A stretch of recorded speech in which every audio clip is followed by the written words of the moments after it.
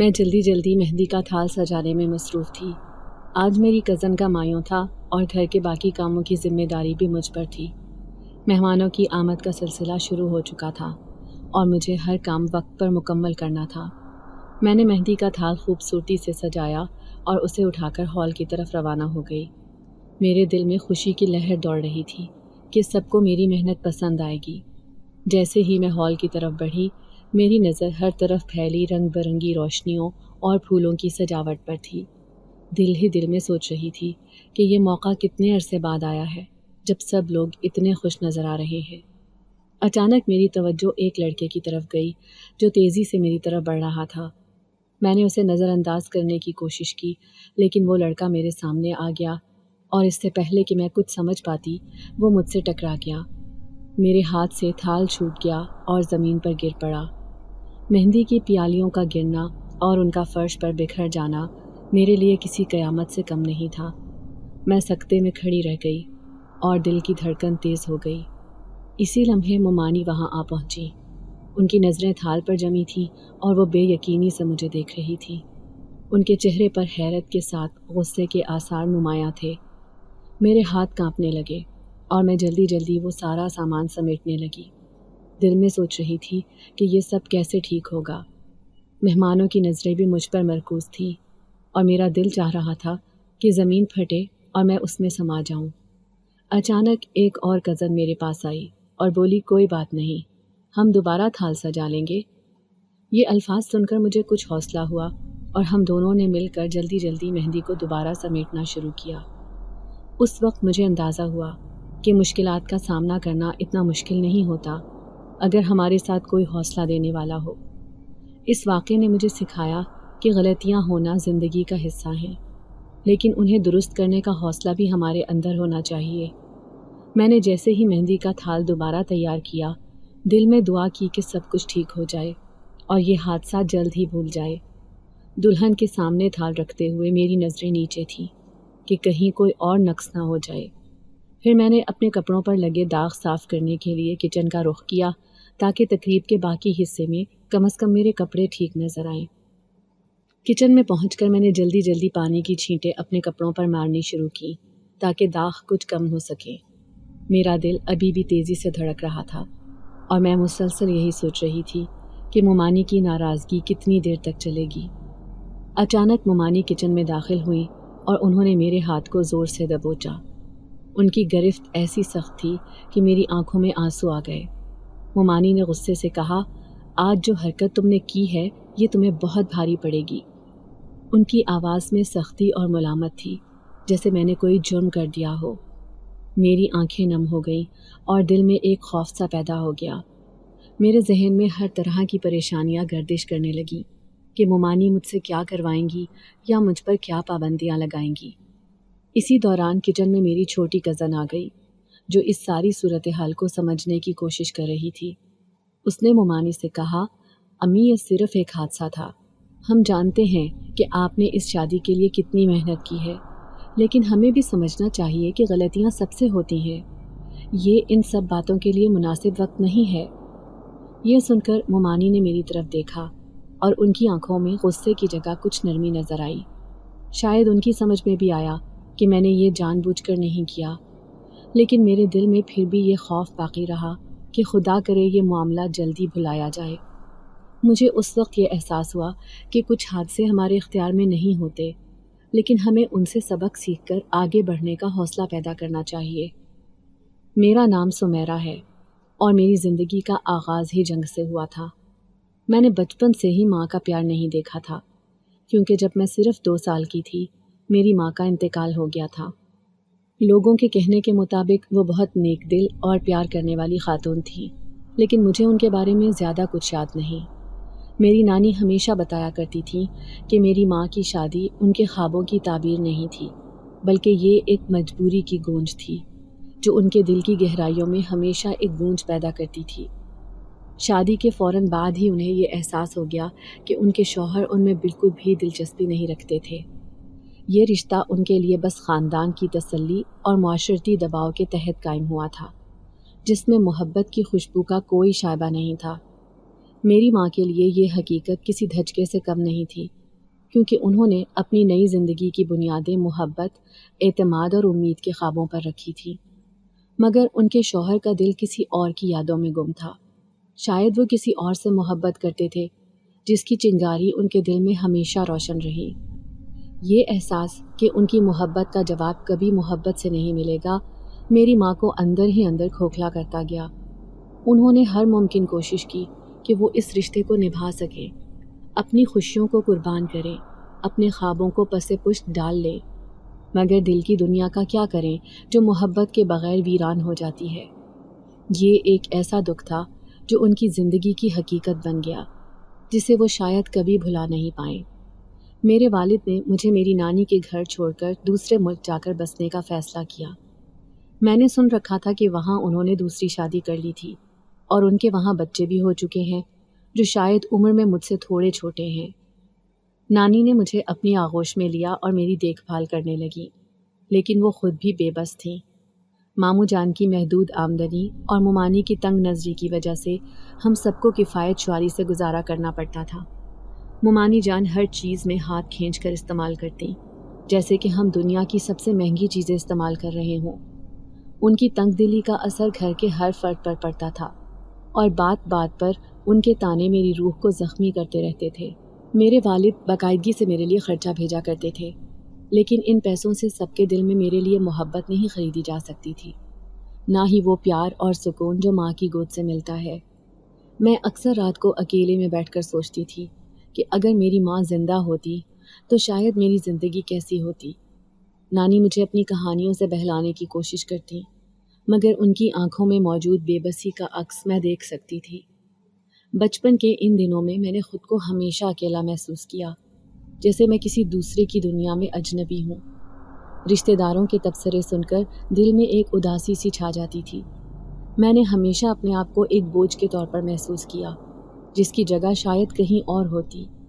لیکن زندگی نے مجھے سکھایا کہ محبت اور امید کے بغیر بھی آگے بڑھنا ممکن ہے، اور شاید یہی میری زندگی کا سب سے بڑا سبق تھا۔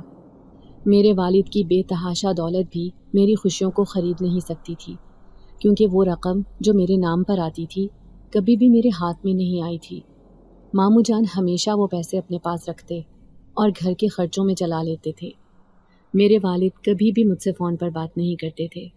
وہ ہمیشہ ماموں یا نانی سے میرے متعلق دریافت کرتے، جیسے میں ان کے لیے کوئی دور کی بات ہوں جو براہ راست توجہ کے قابل نہیں ہے۔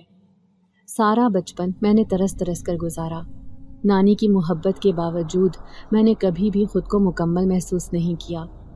میرے دل میں ہمیشہ یہ خواہش رہی کہ کاش میرے والد مجھ سے براہ راست بات کرتے، مجھ سے پوچھتے کہ میں کیسی ہوں، لیکن یہ دن کبھی نہ آیا۔ ہر فون کال کے بعد مجھے احساس ہوتا کہ میں ان کی زندگی کا حصہ نہیں ہوں۔ میری ممانی کی 2 بیٹیاں تھیں، جن میں ایک میری ہم عمر تھی جس کا نام نائلہ ہے، جبکہ دوسری مجھ سے کچھ چھوٹی تھی۔ وہ دونوں اسکول جاتی تھیں۔ ان کے پاس نئی کتابیں اور یونیفارمز ہوتی تھیں۔ میں نے ہمیشہ ان کو دیکھ کر حسرت کی کہ کاش میں بھی ان کی طرح اسکول جا سکتی، لیکن ممانی ہمیشہ مجھے گھر کے کاموں میں الجھائے رکھتی تھی، جیسے صفائی کرنا، برتن دھونا۔ اس وجہ سے میں تعلیم سے بھی محروم رہ گئی تھی۔ جب بھی میں اپنی کزنز کو اسکول جاتے دیکھتی، میرا دل دکھتا تھا۔ مجھے یوں محسوس ہوتا تھا جیسے میں کوئی کمتر ہوں، جس کی زندگی کا کوئی مقصد نہیں۔ ان کے پاس علم کا خزانہ تھا اور میرے پاس صرف خواب تھے، جنہیں حقیقت کا روپ دینے کا کوئی ذریعہ نہیں تھا۔ ممانی کے طعنے اور گھر کے کاموں کا بوجھ میرے معصوم خوابوں کو دباتا رہتا۔ ان سب کے باوجود میرے اندر کہیں نہ کہیں امید کی ایک چنگاری تھی کہ ایک دن شاید حالات بدلیں گے اور میں بھی اپنی زندگی میں کچھ بڑا کر سکوں گی۔ شاید وہ دن کبھی آئے جب میں بھی اپنی تعلیم مکمل کر سکوں اور اپنی شناخت بنا سکوں، لیکن فی الحال میں اس قید خانے کی طرح زندگی گزار رہی تھی جہاں میرے خوابوں کا گلا گھونٹا جا رہا تھا۔ بچپن کا زمانہ گزرا اور ہم نے جوانی کی دہلیز پر قدم رکھا۔ جیسے جیسے میں بڑی ہوتی گئی، میرا رنگ و روپ نکھرتا گیا۔ میرے چہرے کی معصومیت اور خوبصورتی کو دیکھ کر لوگ کہتے تھے کہ میں بالکل اپنی ماں کا عکس ہوں۔ میرا حسن میرے لیے ایک نعمت کے ساتھ ساتھ مصیبت بھی بن گیا، خاص طور پر ممانی کے لیے، جو مجھے دیکھ کر حسد میں مبتلا رہتی۔ میری خوبصورتی ان کے لیے مزید پریشانی کا باعث تھی، کیونکہ وہ اپنی بیٹیوں کے رشتے ڈھونڈتی اور ہمیشہ لوگ ان کی جگہ مجھے پسند کر لیتے۔ کئی دفعہ تو ایسا بھی ہوا کہ میں ممانی کی کوشش کے باوجود رشتے کے لیے گھر آئی فیملیوں کے سامنے نہ آئی، لیکن خاندان میں سبھی لوگوں نے مجھے دیکھ رکھا تھا اور میری خوبصورتی کے چرچے سن رکھے تھے۔ اکثر محفلوں میں لوگ مجھ سے ملنے کی خواہش کا اظہار کرتے، لیکن ممانی کی نظر میں یہ سب میرے خلاف ہو جاتا۔ ممانی کی بے چینی اور خفگی کا سامنا کرنا میرے لیے معمول بن گیا تھا۔ وہ ہر وقت مجھ پر طعنہ زنی کرتی اور مجھے یہ احساس دلانے کی کوشش کرتی کہ میری خوبصورتی میرے لیے ایک لعنت ہے جو ان کے گھر کی خوشیوں کو نگل رہی ہے۔ ان کی بیٹیوں کی شادی میں تاخیر کی ذمہ داری بھی میرے سر پر ڈال دی گئی تھی، جو میرے لیے ایک ناقابل برداشت بوجھ تھا۔ ممانی کی نظروں میں میرا وجود ان کی بیٹیوں کی راہ میں رکاوٹ بن چکا تھا۔ ان کی بیٹیاں مجھ سے بات کرتے ہوئے جھجکتی تھیں، جیسے میں ان کے لیے کسی خطرے کی علامت ہوں۔ میرا دل یہ سب دیکھ کر دکھی ہو جاتا، کیونکہ میرا ارادہ کبھی بھی کسی کی خوشی چھیننا نہیں تھا۔ میں صرف ایک عام زندگی جینا چاہتی تھی، جس میں مجھے بھی عزت اور پیار ملے، لیکن میرے حسن نے مجھے لوگوں کی نظروں میں ممتاز کر دیا تھا، اور یہی میرے لیے سب سے بڑا مسئلہ بن گیا تھا۔ اس سب کے باوجود میں نے اپنے اندر ایک مضبوطی پیدا کر لی تھی۔ میں نے یہ سیکھا کہ اپنی خوبصورتی کو اپنی طاقت بناؤں، نہ کہ کمزوری۔ میں نے دل میں عزم کیا کہ میں اپنی شناخت اپنی محنت اور قابلیت سے بناؤں گی، نہ کہ صرف اپنے حسن کی بنا پر۔ لیکن یہ سب کرنے کے لیے مجھے پہلے ممانی کی مخالفت کا سامنا کرنا تھا، جو میرے لیے سب سے بڑا چیلنج تھا۔ میں اپنے ددیالی رشتوں سے بالکل ناواقف تھی۔ انہوں نے بھی کبھی مجھ سے ملنے کی خواہش ظاہر نہیں کی تھی، اور میں نے بھی انہیں کبھی نہیں دیکھا تھا۔ میرے لیے وہ صرف ناموں کی حد تک محدود تھے، جن کا کوئی چہرہ یا موجودگی میری زندگی میں نہیں تھی۔ ایک دن ایک طویل عرصے کے بعد ایک خاتون ہمارے گھر آئی۔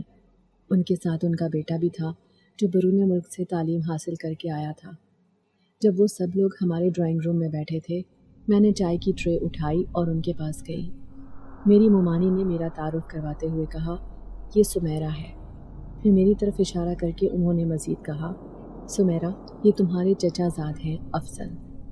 وہ بہت خوبصورت نوجوان لگ رہے تھے، جیسے کسی فلمی کہانی کا کردار ہو۔ ان کی آنکھوں میں کچھ خاص چمک تھی، لیکن ان کی نظروں میں ایک جھجک بھی تھی، جو شاید پہلی ملاقات کی وجہ سے تھی۔ میں نے چائے رکھ کر ان سے رسمی سا حال احوال کیا اور وہاں سے چلی گئی، کیونکہ ان کے سامنے بیٹھ کر بات کرنے کی مجھ میں ہمت نہیں تھی۔ یہ میری ان سے زندگی میں پہلی ملاقات تھی اور میں اس کے لیے تیار نہیں تھی۔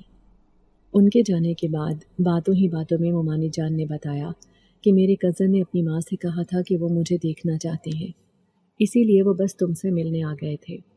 یہ سن کر میں حیران رہ گئی کہ اگر وہ مجھ سے ملنے آئے تھے تو ممانی جان کو مجھے ان کے ساتھ بیٹھنے کا کہنا چاہیے تھا، لیکن اس کے بجائے انہوں نے اپنی بیٹی یعنی نائلہ کو میرے کزن سے دوستی کروا دی کہ وہ بار بار چور نظروں سے میری طرف دیکھ رہے تھے، جیسے وہ کچھ کہنا چاہتے ہوں۔ لیکن ممانی جان کے رویے نے انہیں مجھ سے کچھ کہنے کا موقع ہی نہیں دیا۔ مجھے اس بات کا افسوس ہوا کہ میں نے اپنے کزن کو بہتر طور پر جاننے کا موقع کھو دیا۔ ان کی ماں کی موجودگی میں بھی میں ایک اجنبی کی طرح محسوس کر رہی تھی۔ ان کی خاموشی نے مجھے اور بھی الجھا دیا تھا۔ میں نے یہ سوچا کہ کیا یہ خاموشی ان کی طرف سے بھی کچھ نہ کہہ سکنے کی وجہ سے تھی، یا وہ واقعی میرے بارے میں کچھ جاننا چاہتے تھے۔ مجھے لگا کہ میرے والد کے رشتہ دار بھی شاید اسی طرح مجھ سے دور رہیں گے، اور میں ہمیشہ اپنی زندگی میں ان کے بغیر ہی رہوں گی۔ ممانی جان کا رویہ دیکھ کر مجھے احساس ہوا کہ شاید میری زندگی میں بہت سی چیزیں میرے اختیار میں نہیں ہیں، اور مجھے ان حالات کا سامنا کرنا ہوگا جو میرے بس سے باہر ہیں۔ لیکن میں نے فیصلہ کیا کہ میں خود کو مضبوط بناؤں گی اور اپنی زندگی کے فیصلے خود کروں گی، چاہے حالات کیسے بھی ہوں۔ افضل کا آنا جانا بڑھ گیا۔ پہلے تو ان کا آنا محض ایک اتفاق لگتا تھا، لیکن جلد ہی یہ بات واضح ہو گئی کہ ان کی موجودگی کسی خاص مقصد کے تحت ہے۔ ہر بار جب وہ آتے تو گھر میں ایک مختلف سی ہلچل محسوس ہوتی۔ ممانی جان ان کا خاص خیال رکھتیں اور ہر ممکن کوشش کرتیں کہ ان کی خاطر مدارت میں کوئی کمی نہ رہے۔ جلد ہی معلوم ہوا کہ ممانی جان نے اپنی بڑی بیٹی کا رشتہ افضل کے ساتھ طے کر دیا ہے۔ یہ خبر سن کر میرے دل کی دھڑکنیں تیز ہو گئیں۔ مجھے سمجھ نہیں آ رہا تھا کہ مجھے خوش ہونا چاہیے یا اداس۔ ایک طرف میں سوچ رہی تھی کہ میری کزن کی خوشیوں میں میرا بھی حصہ ہوگا، اور دوسری طرف میں اس حقیقت کو نہیں جھٹلا سکتی تھی کہ یہ سب میرے لیے کتنا غیر متوقع تھا۔ افضل کا ہماری زندگی میں اس طرح آنا میرے لیے ایک عجیب تجربہ تھا۔ ان کی موجودگی ایک امید کی کرن تھی جو میرے دل میں خواب جگا رہی تھی کہ شاید میں بھی کبھی اپنے خاندان کے قریب ہو سکوں۔ لیکن یہ رشتہ طے ہونے کے بعد میں نے خود کو ایک بار پھر تنہائی میں گھرا ہوا محسوس کیا۔ مومانی جان کی خوشی دیدنی تھی۔ انہوں نے پورے خاندان کو مدعو کیا اور ایک چھوٹی سی تقریب کا انعقاد کیا جہاں سب نے اس نئے رشتے کی مبارکباد دی۔ افضل کی ماں بھی اکثر ہمارے گھر آنے لگی تھی اور وہ میری کزن کو اپنی بہو کے طور پر قبول کرنے پر بہت خوش تھیں۔ میری مومانی جان نے اپنی میٹھی میٹھی باتوں میں انہیں اس طرح الجھایا کہ وہ ان کی باتوں میں آ گئی تھی۔ ان کے آنے سے گھر میں مزید چہل پہل ہو گئی تھی۔ میں نے یہ سب دیکھ کر سوچا کہ زندگی کتنی جلدی بدلتی ہے اور کس طرح ایک نئے تعلق کی وجہ سے پورا ماحول تبدیل ہو جاتا ہے۔ میرے لیے یہ سب دیکھنا ایک نیا تجربہ بھی تھا۔ میں نے سیکھا کہ رشتوں کی اہمیت کیا ہوتی ہے اور کیسے خاندان کے رشتے انسان کی زندگی میں خوشی اور غم دونوں لا سکتے ہیں۔ حالانکہ یہ رشتہ میرے لیے نہیں تھا، پھر بھی میں نے خود کو اس کا حصہ محسوس کیا کیونکہ یہ میرے آس پاس کے لوگوں کی خوشی کا باعث تھا۔ لیکن دل کے کسی کونے میں یہ خواہش موجود تھی کہ کاش میرے والد بھی اس موقع پر موجود ہوتے اور میرے لیے بھی ایسی ہی خوشیوں کا خواب دیکھتے۔ میری مومانی چاہتی تھیں کہ جلد ہی شادی ہو تاکہ یہ رشتہ مزید مستحکم ہو سکے۔ دونوں خاندانوں نے مل کر شادی کی تاریخ طے کر لی اور تیاریوں کا سلسلہ شروع ہو گیا۔ مومانی نے تمام خاندان والوں کو خوش کرنے کا عزم کر لیا تھا اور اس کے لیے وہ کوئی کسر نہیں چھوڑ رہی تھی۔ ہر روز گھر میں ایک نئی سرگرمی ہوتی اور سب لوگ خریداری اور تیاریوں میں مصروف رہتے۔ ایک دن جب سب لوگ خریداری کے لیے باہر گئے ہوئے تھے تو افضل اچانک گھر آ گیا۔ اس کی آمد نے مجھے حیران کر دیا کیونکہ مجھے اس وقت اس کی کوئی توقع نہیں تھی۔ وہ کچھ الجھا ہوا لگ رہا تھا جیسے کسی کشمکش میں مبتلا ہو۔ اس نے موقع کا فائدہ اٹھاتے ہوئے مجھے بتایا کہ وہ مجھ سے شادی کرنا چاہتا تھا۔ اس کی یہ بات سن کر میرا دل دھک سے رہ گیا۔ افضل نے بتایا کہ اس کی ماں نے جلد بازی میں مومانی کے دباؤ میں آ کر اس کا رشتہ میری کزن سے طے کر دیا تھا اور اب کچھ نہیں ہو سکتا تھا۔ اس کی باتوں میں بے بسی اور افسوس جھلک رہا تھا۔ میں نے کوشش کی کہ اسے سمجھاؤں کہ جو ہو چکا ہے اس کو بدلنا ہمارے بس میں نہیں ہے، لیکن وہ میری منتیں کرنے لگا جیسے اس کے دل کی کوئی بھڑاس نکل رہی ہو۔ اس کی آنکھوں میں آنسو تھے اور اس کے لہجے میں ایسی سچائی تھی جو مجھے جھنجھوڑ رہی تھی۔ میں نے دل ہی دل میں خود کو سنبھالنے کی کوشش کی کیونکہ مجھے سمجھ نہیں آ رہا تھا کہ اس معاملے کو کیسے سلجھاؤں۔ میں نے افضل کو سمجھانے کی کوشش کی کہ اس کے والدین نے جو فیصلہ کیا ہے وہ خاندان کی بہتری کے لیے ہے اور ہمیں اسے قبول کرنا چاہیے، لیکن وہ اپنی محبت کا اظہار کرتے ہوئے کہہ رہا تھا کہ وہ صرف میرے بارے میں سوچتا ہے اور اس نے ہمیشہ میرے ساتھ زندگی گزارنے کا خواب دیکھا تھا۔ اس کی باتوں نے مجھے اندر سے ہلا کر رکھ دیا۔ میں نے اسے کہا کہ وقت کے ساتھ سب کچھ بہتر ہو جاتا ہے اور ہمیں تقدیر کے فیصلے کو قبول کرنا ہوگا۔ میں نے اپنی طرف سے پوری کوشش کی کہ اسے تسلی دوں اور اس کے دل کو سکون پہنچاؤں، لیکن میرے دل میں بھی ایک عجیب سا درد تھا جو شاید کبھی ختم نہ ہو سکے۔ یہ لمحہ میرے لیے نہایت پیچیدہ تھا، جہاں ایک طرف میرے کزن کی خوشی تھی تو دوسری طرف افضل کی بے بسی۔ میں نے محسوس کیا کہ زندگی میں کبھی کبھار ایسے موڑ آتے ہیں جہاں ہمارے پاس کوئی راستہ نہیں بچتا سوائے اس کے کہ ہم حالات کو قبول کریں اور آگے بڑھیں۔ لیکن یہ تجربہ میرے لیے ہمیشہ ایک یادگار رہے گا کیونکہ اس نے مجھے یہ سکھایا کہ کبھی کبھار دل کی خواہشات کو قربان کرنا پڑتا ہے اور رشتوں کی پیچیدگیوں کو سمجھنا بہت ضروری ہوتا ہے۔ شادی کی تیاریاں عروج پر تھیں۔ گھر میں ہر طرف خوشی اور ہلچل کا سما تھا۔ میری کزن اب مائیوں بیٹھ گئی تھی اور ہم سب اس کے ارد گرد جمع ہو کر رسمیں کر رہے تھے۔ ہر کوئی اپنے انداز میں خوشی کا اظہار کر رہا تھا اور میں بھی یہ سوچ کر خوش تھی کہ میری کزن کی زندگی کا ایک نیا اور خوبصورت باب شروع ہونے والا ہے۔ لیکن اگلی صبح جیسے ہی چچی کا فون آیا تو سب کچھ بدل گیا۔ چچی نے فون پر بتایا کہ افضل یہ شادی نہیں کرنا چاہتا اور وہ ملک چھوڑ کر واپس جا رہا ہے۔ یہ خبر سنتے ہی سب پر سکتہ طاری ہو گیا۔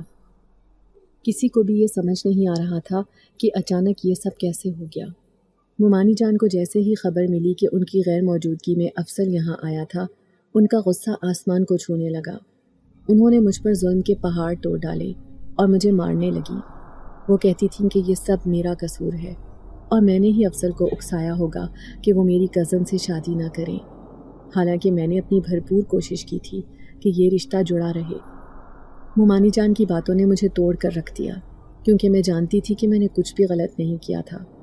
میں نے کوشش کی کہ مومانی جان کو سمجھاؤں کہ میں اس معاملے میں بے قصور ہوں، لیکن وہ میری ایک بھی سننے کو تیار نہیں تھیں۔ ان کے دل میں جو شک کا بیج بویا گیا تھا، اس نے انہیں حقیقت سے اندھا کر دیا تھا۔ انہوں نے مجھے سب کے سامنے ذلیل کیا اور میرے دل میں ایک عجیب سی بے بسی اور نا امیدی چھا گئی۔ یہ سب دیکھ کر میرے دل میں درد اور دکھ کی لہر دوڑ گئی۔ مجھے سمجھ نہیں آ رہا تھا کہ اس صورتحال کو کیسے سنبھالوں۔ میری کزن بھی اس خبر سے شدید مایوس تھی اور اس کی آنکھوں میں آنسو تھے۔ سب کچھ اتنی جلدی ہوا کہ ہم میں سے کوئی بھی اس کے لیے تیار نہیں تھا۔ اس واقعے نے مجھے سکھایا کہ زندگی میں بعض اوقات حالات ہمارے قابو سے باہر ہوتے ہیں اور ہمیں ان کا سامنا کرنے کے لیے اپنے اندر حوصلہ پیدا کرنا پڑتا ہے۔ میں نے دل میں ٹھان لیا کہ چاہے کچھ بھی ہو جائے، میں سچائی اور ایمانداری کے راستے پر قائم رہوں گی اور وقت کے ساتھ سب کچھ بہتر ہو جائے گا۔ لیکن اس دن نے میرے دل پر ایک گہرا نشان چھوڑ دیا جو شاید کبھی نہیں مٹ سکے گا۔ نانی جان کا انتقال بھی ایک عرصہ پہلے ہو چکا تھا۔ اب میرے پاس کوئی کندھا نہیں تھا جس پر سر رکھ کر میں رو سکتی۔ مومانی جان نے صدمے میں آ کر مجھے چھت والے کمرے میں بند کر دیا۔ میں چیختی چلاتی رہی، مگر انہوں نے میری ایک نہ سنی اور دروازہ نہیں کھولا۔ ساری رات میں وہاں بند ہو کر روتی رہی اور دروازہ پیٹتی رہی، مگر کسی نے بھی میری مدد نہیں کی۔ اوپر والے اسٹور روم کی کھڑکی ٹوٹی ہوئی تھی۔ میں نے موقع غنیمت جان کر وہاں سے نکلنے کا فیصلہ کیا۔ آدھی رات کا پہر تھا، سب لوگ سو رہے تھے۔ میں جانتی تھی کہ میرا یہ قدم بہت بھیانک نتائج سامنے لا سکتا ہے، مگر اس وقت میرے پاس اور کوئی چارہ نہیں تھا کہ میں اس گھر کو چھوڑ کر چلی جاؤں۔ میں گھر سے بہت دور نکل آئی تھی۔ اس گھر میں ویسے تو میرا کوئی خاص سامان موجود نہیں تھا، مگر جاتے وقت میں نے ایک سیاہ رنگ کی چادر اٹھا کر اپنے اوپر اوڑھ لی تھی، جسے میں کسی صورت اترنے نہیں دینا چاہتی تھی۔ چلتے چلتے فجر کی اذانیں ہو گئیں جب مجھے ایک حویلی دکھائی دی اور میں نے اس کے دروازے پر دستک دی۔ اندر سے ایک بڑی عمر کی خاتون نے دروازہ کھولا اور وہ مجھے سر سے پیر تک ایسے دیکھ رہی تھی جیسے میں کوئی دوسری مخلوق ہوں۔ میں ان سے کہنے لگی کہ میں حالات کی ماری ہوئی ہوں، مجھے کوئی کام دے دیں، بے شک اپنے گھر میں جھاڑو پوچھے کے لیے ہی رکھ لیں۔ میں نے اس کی منت کی تو اس نے مجھے اپنے گھر پر رہنے کے لیے جگہ دے دی۔ میرے لیے فی الحال اتنا ہی بہت تھا، کیونکہ سب سے پہلا مسئلہ تو میرے لیے رہائش کا ہی تھا۔ اس عورت کا ایک ہی بیٹا تھا جو بیمار تھا۔ اس کا کہنا تھا کہ کئی برسوں سے وہ بستر پر ہے اور بیماری کے عالم میں وہ بے حد چڑچڑا اور غصیلا ہو گیا ہے۔ وہ عورت بوڑھی عورت تھی، لیکن اس عمر میں بھی وہ بہت چاق و چوبند تھی اور سارے گھر کا کام کرتی تھی۔ میں اس کے ساتھ اس کے گھر کے کام کروانے میں اس کی مدد کرتی۔ وہ عورت خوبصورت تھی اور اس میں ایک عجیب سی کشش محسوس ہوتی تھی۔ اس کے چہرے کو دیکھ کر لگتا تھا جیسے کوئی بہت پاکیزہ چہرہ ہو۔ میں اسے دیکھتی تو دیکھتی رہ جاتی۔ کبھی کبھی مجھے یوں لگتا جیسے وہ اس دنیا کی باسی ہی نہ ہو۔ لیکن ایک بات جو مجھے اس گھر میں پہلے دن سے محسوس ہو رہی تھی کہ یہ گھر بڑا عجیب سا تھا۔ اس میں داخل ہوتے ہی میری کیفیت کچھ عجیب سی ہو جاتی، اور خاص طور پر جب میں اس عورت کے بیٹے کے پاس جاتی جس کا نام شاہ نواز تھا۔ وہ جب مجھے دیکھتا تو اس کی گہری نظروں کی تیز تپش مجھے بڑا عجیب سا احساس دلاتی اور میں اپنے آپ کو بہت بے بس محسوس کرتی۔ مجھے یوں لگتا جیسے میں کسی اور ہی دنیا میں آ گئی ہوں، لیکن یہاں پر مجھے ایک سکون محسوس ہوتا تھا۔ اس عورت کی حرکتیں بھی کبھی کبھی مجھے پراسرار لگتیں۔ دل چاہتا کہ یہاں سے بھاگ جاؤں، لیکن کہاں جاؤں یہی تو سمجھ نہیں آتی تھی۔ میں اس عورت کے کہے بنا، جسے اب میں اماں کہنے لگی تھی، بہت سارے کام کر دیتی تھی اور وہ اس سلسلے میں میری مشکور رہتی تھی۔ اسے سب سے زیادہ اپنے بیٹے کے کام کرنا بھاری لگتا تھا، کیونکہ اس کا بیٹا جوان تھا اور بستر پر پڑا ہوا تھا۔ اسی لیے جب وہ اس کے قریب جاتی تو اس کے دل کو تکلیف ہوتی تھی۔ میں اس کی کیفیت سمجھ سکتی تھی۔ وہ ایک ماں تھی اور ماں کے دل پر کیا گزرتی ہے میں جان سکتی تھی، اسی لیے میں یہی کوشش کرتی کہ شاہ نواز کے زیادہ کام خود کروں، اور اپنی اس کوشش میں کامیاب بھی رہتی۔ شاہ نواز جو پہلے مجھے بڑی عجیب و غریب اور غسیلی نظروں سے دیکھتا تھا، آہستہ آہستہ جیسے وہ بھی میرے وجود کا عادی ہوتا گیا، اور اب وہ پہلے کی طرح غصے سے مجھے نہیں دیکھتا تھا، بلکہ میں جب اس کے کمرے میں جاتی تو اس کے چہرے پر بڑی مہربان سی کیفیت ہوتی، یوں لگتا جیسے اسے میرا آنا اچھا لگا ہو۔ میں اس کے قریب بیٹھ کر اس سے ادھر ادھر کی باتیں کرتی، میں اسے بولنے پر اکسانا چاہتی تھی، میں چاہتی تھی کہ وہ ٹھیک ہو جائے اور اپنے پیروں پر کھڑا ہو جائے۔ مجھے تو یہی نہیں پتا تھا کہ اسے کیا بیماری تھی۔ میں نے ایک دو بار اماں سے اس بارے میں پوچھا بھی، لیکن وہ مجھے ٹال گئی، تو میں نے بھی دوبارہ نہیں پوچھا، کیونکہ میں نہیں چاہتی تھی کہ وہ زبردستی اپنے بیٹے کی بیماری کا ذکر کریں۔ ہو سکتا ہے انہیں اس موضوع سے تکلیف ہوتی ہو، لیکن شاہ نواز کو دیکھ کر میرے اپنے دل کو کچھ ہوتا تھا۔ کچھ بھی تھا، میرا اس گھر میں دل لگ گیا تھا۔ کم سے کم یہاں پر ممانی کی باتیں تو سننے کو نہیں ملتی تھیں۔ ایک دن جب فجر کے قریب میری آنکھ کھلی تو اماں اپنے بستر پر نہیں تھیں۔ میں اماں کے ساتھ ان کے کمرے میں ہی سوتی تھی۔ میں بے حد حیران ہوئی اور اٹھ کر باہر آئی تو اماں گھر میں کہیں پر بھی دکھائی نہیں دی تھی، جبکہ شاہ نواز اپنے بستر پر بے خبر سو رہا تھا۔ اماں کہاں گئیں اتنی صبح صبح، جبکہ ابھی روشنی بھی نہیں ہوئی؟ اماں کہاں چلی گئیں؟ میں بے حد حیرت سے سوچ رہی تھی۔ مجھے پریشانی ہوئی تھی کیونکہ اس گھر میں اماں کا وجود میرے لیے غنیمت تھا۔ کافی دیر اسی پریشانی میں ادھر ادھر ٹہلتی رہی۔ جب روشنی ہو گئی تو اماں چلی آئیں۔ اس نے ہاتھ میں کچھ پکڑا ہوا تھا۔ میں ایک دم تیزی سے اماں کی طرف بڑھی اور کہنے لگی، اماں آپ کہاں چلی گئی تھی؟ میں بہت پریشان ہو گئی تھی۔ اماں کے چہرے پر اس وقت تھکاوٹ نظر آ رہی تھی۔ میں بھاگ کر ان کے لیے پانی کا گلاس لے آئی، جبکہ وہ اپنے ہاتھ میں پکڑے ہوئے شاپر کو ایک طرف رکھ کر کہنے لگی، مجھے کچھ کام تھا، تم سو رہی تھی اسی وجہ سے تمہیں بتائے بغیر چلی گئی۔ لیکن اماں کا انداز کچھ عجیب سا تھا۔ ان کی نظریں مجھ سے چار نہیں ہو رہی تھی، بلکہ وہ مجھ سے نظریں چرا کر بات کر رہی تھی، اور یہی چیز مجھے ان کی طرف سے تشویش میں مبتلا کر رہی تھی۔ مجھے نہ جانے کیوں ایک عجیب سا احساس ہوا تھا۔ میں نے کسی احساس کے تحت مجبور ہو کر اماں سے پوچھا، اس شاپر میں کیا ہے؟ تو اماں نے فوراً شاپر اٹھا کر اپنے بازو میں دبوچ لیا اور کہنے لگی، کچھ نہیں، تم جا کر کچھ کھانے پینے کا بندوبست کرو، مجھے بہت بھوک لگی ہے۔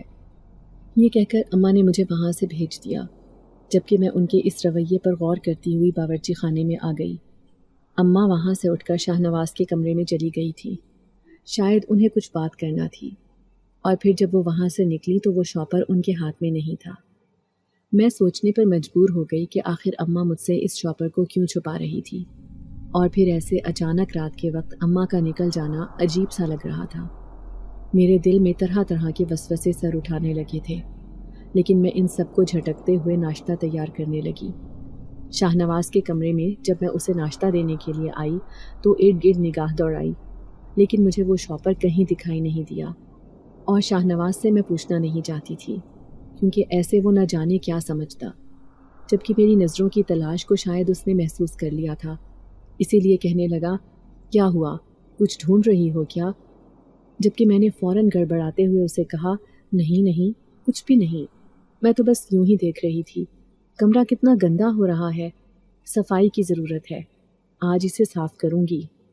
میں نے بات بناتے ہوئے شاہ نواز سے کہا تو وہ سر ہلا کر رہ گیا، تاہم کہنے لگا، مجھے لگ رہا ہے کہ جیسے تم کسی چیز کی تلاش میں ہو، شاید اس شاپر کی۔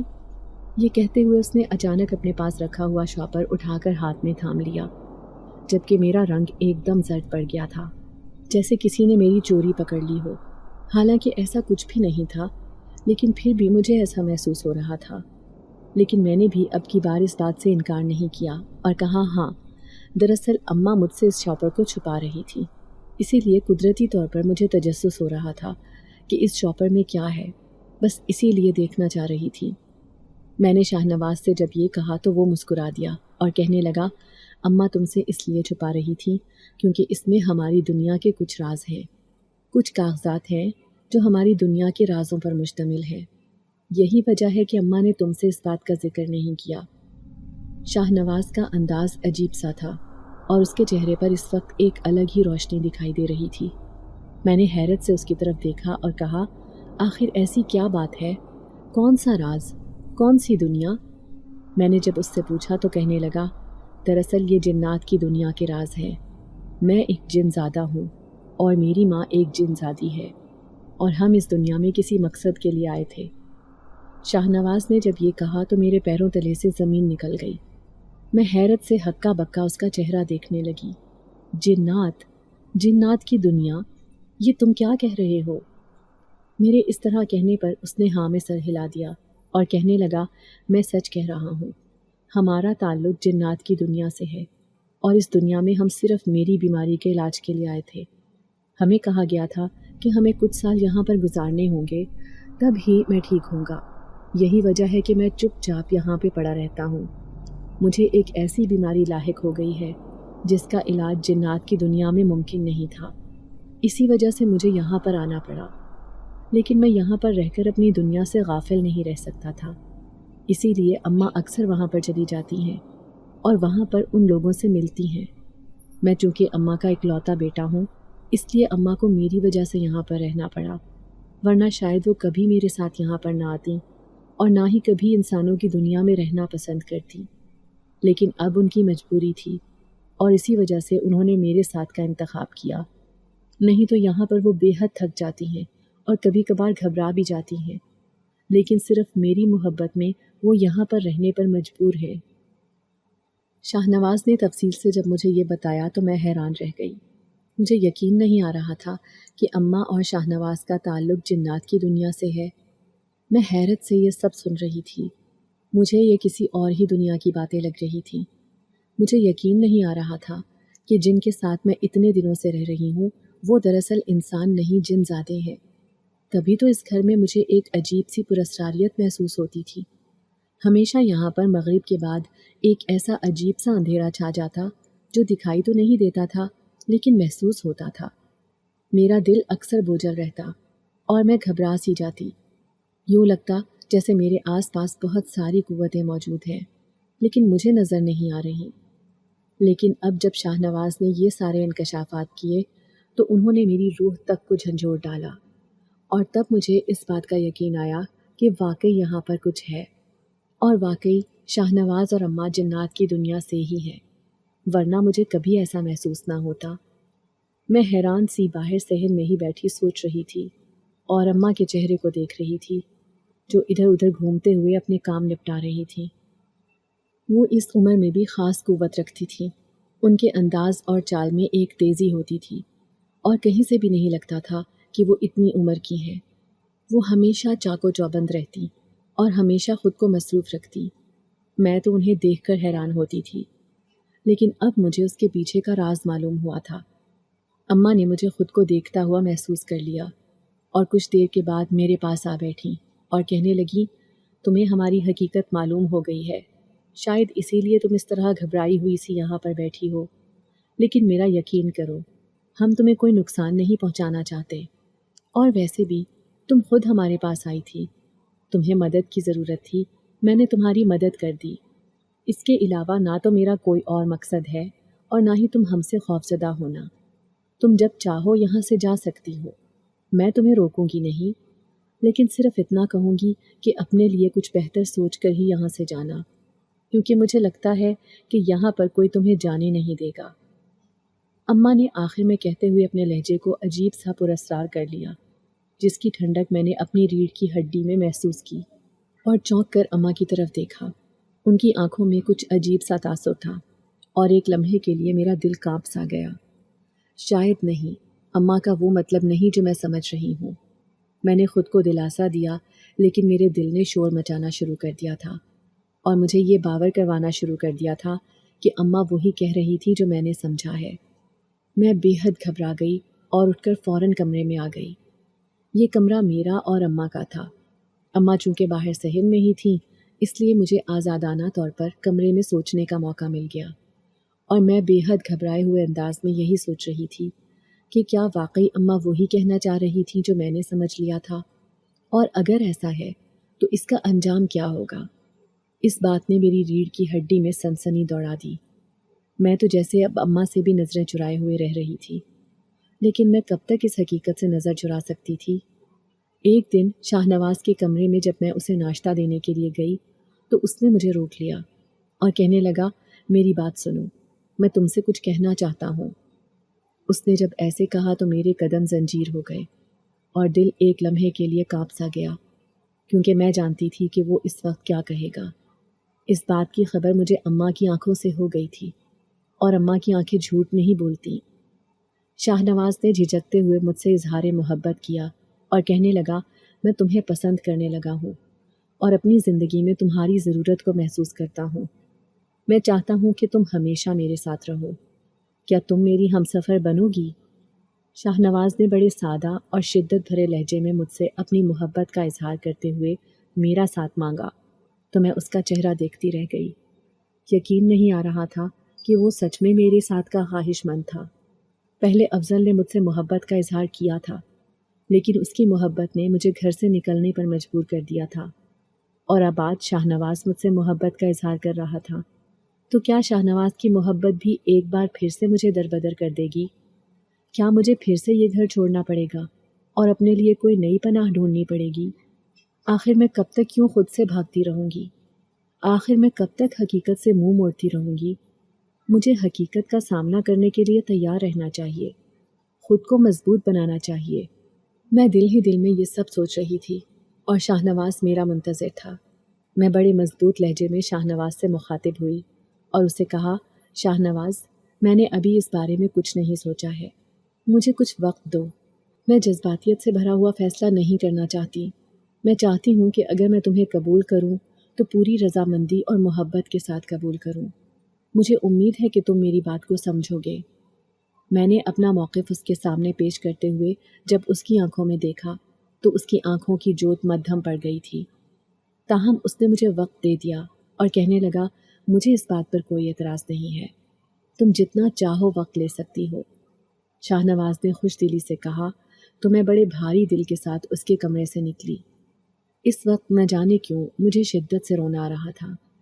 مجھے اپنے گھر والوں کا خیال آ رہا تھا اور دل کیا کہ ایک بار جا کر معلوم تو کروں کہ آخر میرے پیچھے وہاں پر کیا گزری ہے، کیونکہ جب سے میں یہاں پر آئی تھی مجھے کچھ پتہ نہیں وہاں پر کیا ہو رہا تھا۔ مجھے کسی نے ڈھونڈا یا نہیں، یا پھر مجھ پر فاتحہ پڑھ کر بیٹھ گئے۔ میرا باپ جو برسوں سے باہر تھا اور مجھ سے لا تعلق تھا، کیا اسے میری گمشدگی کی اطلاع دی گئی یا نہیں؟ مجھے ان باتوں کی کوئی خبر نہیں تھی۔ مجھے ان سب کے بارے میں جاننے کے لیے واپس جانا ہی تھا، اور میں نے اپنے دل میں فیصلہ کر لیا تھا کہ ایک بار وہاں پر جا کر ضرور دیکھوں گی۔ اسی لیے میں نے اماں اور شاہ نواز کو کچھ نہیں بتایا۔ میں انہیں بتا کر نہیں جانا چاہتی تھی، کیونکہ مجھے اس بات کا ڈر تھا کہ کہیں وہ مجھے روک نہ لیں۔ اسی لیے چپ چاپ وہاں سے نکل آئی۔ گھر کے راستے پر قدم بڑھاتے ہوئے میرا ہر قدم من وزنی ہو رہا تھا، کیونکہ آج اتنے مہینوں کے بعد میں واپس جا رہی تھی۔ اپنی گلی میں آنے کے بعد میں نے اپنے چہرے کو نہ جانے کیوں چادر سے ڈھک لیا، اور جیسے ہی گلی میں داخل ہوئی، تھوڑا سا آگے آنے پر میری گلی کے باہر ایک گاڑی آ کر رکی، جس میں سے افضل اور میری کزن باہر نکلے۔ ان دونوں کو ایک ساتھ دیکھ کر میں حیران رہ گئی۔ میری کزن اس وقت بہت مہنگے اور خوبصورت لباس میں ملبوس تھی۔ اس کے چہرے پر سچی خوشیوں کا عکس جگمگا رہا تھا، جبکہ افضل بھی بہت خوش اور مطمئن دکھائی دے رہا تھا۔ وہ دونوں میرے سامنے گھر میں داخل ہونے لگے تو میں نے ایک دم انہیں پکار لیا اور کہا، آپ سمیرا کی کزن ہے نا؟ تو وہ ہاں میں سر ہلا کر کہنے لگی، جی ہاں، لیکن آپ کون ہیں؟ اس کے پوچھنے پر میں نے اسے کہا کہ میں سمیرا کی دوست ہوں۔ میری کافی عرصے سے اس سے ملاقات نہیں ہوئی۔ میں اس سے ملنا چاہتی ہوں، لیکن آپ کے گھر کا پتہ نہیں چل رہا کون سا ہے۔ میں نے جب اسے ایسے کہا تو وہ کہنے لگی، سمیرا تو گھر سے بھاگ گئی تھی اور کسی لڑکے کے ساتھ اس نے شادی کر لی۔ اب تو کئی مہینے ہو گئے اس کی کوئی خیر خبر نہیں ہے۔ ہمیں نہیں معلوم کہ وہ کہاں ہے، زندہ بھی ہے یا مر گئی۔ ہمیں اس کے بارے میں کچھ علم نہیں ہے۔ یہ کہتے ہوئے میری کزن گھر کے اندر داخل ہو گئی اور افضل بھی اس کے پیچھے چلا گیا۔ افضل کی آنکھوں میں نے سمیرا کے لیے نفرت دیکھی تھی، اسی لیے میں اس سے اپنا تعارف نہیں کروا پائی۔ ویسے بھی اگر اس سے مجھ سے محبت ہوتی تو وہ مجھے پہچان لیتا۔ میرا دل ایک دم بوجھل ہو گیا تھا۔ میرے گھر والے یہ سمجھتے تھے کہ شاید میں کسی کے ساتھ بھاگ گئی تھی، جبکہ ایسا نہیں ہے، میں تو کسی کے ساتھ بھی نہیں بھاگی تھی، پھر آخر میرے بارے میں یہ غلط باتیں کیوں پھیلا دی گئیں؟ میں بڑے بوجھل دل کے ساتھ واپس گھر آئی۔ گھر پہنچی تو اماں اور شاہ نواز پریشانی کے عالم میں بیٹھے ہوئے تھے، لیکن جب انہوں نے مجھے صحیح سلامت واپس آتے دیکھا تو جیسے شکر کا سانس لیا۔ میرا دل اس وقت بہت گھبرا رہا تھا اور مجھے کسی پل قرار نہیں آ رہا تھا۔ گھر پہنچتے ہی جیسے ایک سکون کا احساس ہوا تھا اور میں پھوٹ پھوٹ کر رونے لگی تھی۔ مجھے اس طرح روتا دیکھ کر شاہ نواز اور اماں دونوں بے حد پریشان ہو گئے تھے، اور جب میں نے انہیں سب کچھ بتایا تو وہ خود بھی بہت آزردہ دکھائی دینے لگے۔ تاہم اماں مجھے تسلی دینے لگیں اور کہنے لگیں کہ تمہارے حق میں شاید یہی بہتر تھا، تمہارا ہمارے ساتھ ہی نصیب جڑنا تھا، اسی لیے تم نے مجھ سے ہی پناہ مانگی تھی۔ اب تم پچھلی سب باتیں بھول جاؤ۔ اگر انہوں نے تمہارے بارے میں یہ سب غلط باتیں پھیلائی ہوئی ہیں تو وقت آنے پر وہ خود ہی ان باتوں کا خمیازہ بھگتیں گے، اور کبھی نہ کبھی تو انہیں حقیقت معلوم ہو ہی جائے گی۔ اماں کے انداز میں محسوس کیے جانے والی نرمی تھی۔ ان کی یہ نرمی میرے زخموں پر مرہم رکھ رہی تھی۔ میں پرسکون سی ہو گئی۔ تاہم میرے آنے پر شاہ نواز کی آنکھوں میں جس طرح ایک روشنی سی نظر آئی تھی، اس نے مجھے اس بات کا احساس دلا دیا تھا کہ شاہ نواز مجھ سے سچی محبت کرتا ہے، اور اگر میں نے اس کا ساتھ کھو دیا تو شاید زندگی میں کبھی کچھ اور پا نہ سکوں۔ لیکن اس وقت تو مجھے میرے اپنوں کی بے اعتنائی اور ان کی غلط باتوں نے توڑ دیا تھا۔ میں سوچ بھی نہیں سکتی تھی کہ سب مجھ سے اتنی نفرت کرتے ہوں گے کہ مجھے یوں بھلا دیں گے اور میرے بارے میں اس طرح کی غلط باتیں پھیلا دیں گے۔ حالانکہ میں نے تو افضل کی محبت کو قبول بھی اسی لیے نہیں کیا تھا کہ مامی اس کے ساتھ اپنی بیٹی کا رشتہ کرنا چاہتی تھیں، تو پھر مامی آخر ایسا کیسے کر سکتی تھیں؟ میں یہی سب سوچ کر الجھ رہی تھی۔ اگلے چند دنوں میں نے خود پر قابو پا لیا تھا، اور پھر مطمئن ہو کر میں نے جب ان سارے حالات کے بارے میں سوچا تو مجھے یہی بہتر لگا کہ مجھے شاہ نواز کی محبت کو قبول کر لینا چاہیے۔ میرے پاس اور کوئی راستہ نہیں، اور اس سے بہتر اور کچھ ہو بھی نہیں سکتا تھا، کیونکہ شاہ نواز واقعی مجھ سے محبت کرتا تھا اور اس کی محبت اس کی آنکھوں میں جھلکتی تھی۔ وہ ویسے بھی اب کافی بہتر ہو رہا تھا، اور مجھے امید تھی کہ جلد ہی وہ اس بیماری کو شکست دے کر اپنے پیروں پر کھڑا ہو سکے گا۔ اور پھر جب میں نے شاہ نواز سے اپنی محبت کا اعتراف کیا اور اسے اقرار کے پھول تھمائے تو اس کے چہرے پر نظر آنے والی خوشی بہت دیدنی تھی۔ مجھے ایک گہرا اطمینان ہوتا گیا کہ اب میں محفوظ ہاتھوں میں ہوں۔ آج اس بات کو گزرے ہوئے 3 برس ہو چکے ہیں، اور ان 3 برسوں میں شاہ نواز مکمل صحت مند ہو چکا ہے۔ ایک لمحے کے لیے بھی مجھے اپنے فیصلے پر پچھتاوا نہیں ہوا، کیونکہ میں نے جو بھی سوچا تھا بہتر ہوا تھا، اور وہ سب میری زندگی کے لیے ایک بہترین فیصلہ ثابت ہوا تھا۔ میں نے دوبارہ مڑ کر پیچھے نہیں دیکھا، اپنے دل سے ان سب کی محبت کو نکال پھینکا تھا، کیونکہ انہوں نے مجھے اپنی زندگی سے نکال دیا تھا۔ اب مجھے ان سے کوئی غرض نہیں تھی۔ میرا اپنا ایک گھر تھا، ایک خاندان تھا جہاں میں خوش اور مطمئن تھی۔ آپ کے خیال میں